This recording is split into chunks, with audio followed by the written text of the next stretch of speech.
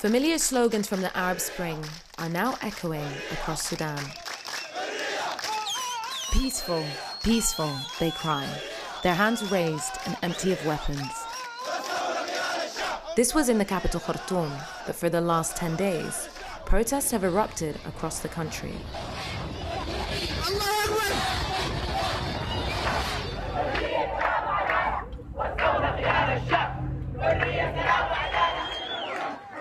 Demonstrations first broke out in the provincial city of Atbara, triggered by the rising cost of fuel and food. But the people soon turned on symbols of the ruling party and dictatorial President Omar al-Bashir, who's held power for 30 years. And there were unprecedented scenes when President Bashir's motorcade, with him inside it, was openly jeered by crowds of Sudanese who seemed to have lost all fear.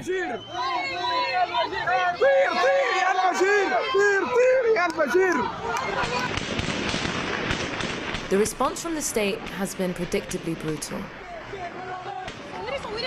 The police, intelligence agencies, and the army have all been in action, bringing with them beatings,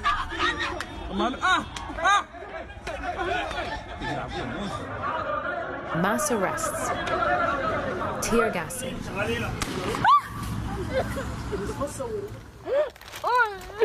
live ammunition, and multiple casualties. Up to 40 people are thought to have died. And the state is now deploying a full spectrum of repression, including groups that have been described as death squads. But unfortunately, there is evidence that there is some other unknown group affiliated to the government. Some of them, they're wearing police uniform.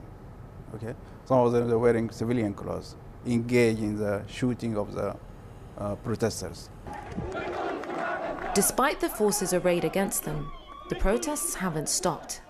Instead, they've spread across all sectors of society.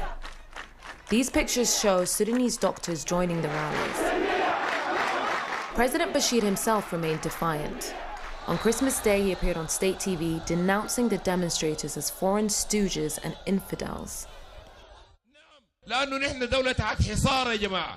As you know, we are under blockade by the West. We're under siege. So I salute you and I thank you for this reception, which is the perfect answer to all the collaborators and the traitors and the mercenaries. But yesterday, at Friday prayers, President Bashir was again heckled as he was leaving mosque. The capital city has now been flooded with loyalist troops and militia, many seemingly equipped for war. The streets of Khartoum seem calm today when there are armed forces and undercover security agents deployed all across the city. We can't film anything openly without risking arrest or assault. We nearly just got caught a second ago. The government isn't backing down, and neither are the protesters. With more nationwide demonstrations planned for Monday, Sudan is now caught in a critical and dangerous moment in its history. Well, I'm joined now by Amjad Farid, who's spokesman for Sudan Change Now, a group which campaigns for democratic reform in Sudan. Thanks for being with us. Let's pick up on the final thought of that report, though. This does seem genuinely a sustained protest, not just in the capital, a significant moment. Yeah, this is started for entering its 10th day today, starting on the 19th of December. In the city of Atbara and joined by other cities in the same days. It was a cardinal symptom of that protesters marched and rallied spontaneously to burn the offices of the NCB. It seems the end of 3 decades of corruption and dictatorship and mismanagement that does it seem that? I mean, it's billed in some quarters as simply a protest against a hike in fuel prices and foodstuffs. more to it than that, you would say?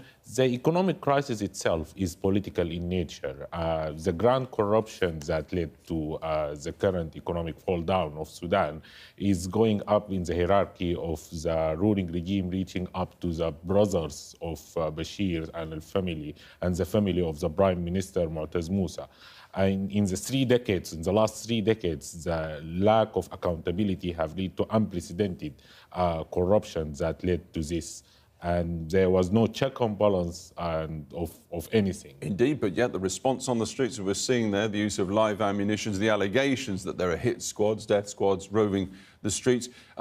Perhaps the president feels he can tough it out. He can do a President al-Assad in Syria. The President Bashir tried this several times over the last 3 decades. He tried killing people. In September 2013, he killed more than 200 peaceful protesters for similar reasons in less than 2 weeks of protest. So why is this different? Because you genuinely sense that it is. Because it is expanding everywhere, even in the strongholds of the Bashir supporter, even in areas like Shendi and states like River Nile, which none of being supporting to the regime.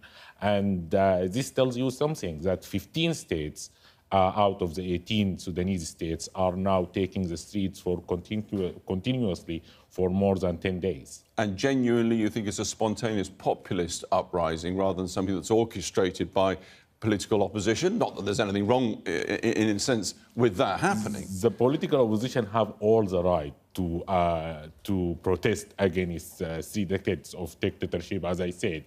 But this time, this was not called by any organized entity. However, the professional unions have called for a big march that took place on the 25th in Khartoum, and which continued for it took all the day and some time of the evening as well. Sure, and it's ongoing. I'm Amjad Farid. We'll have to leave it there. Thanks very much for coming in.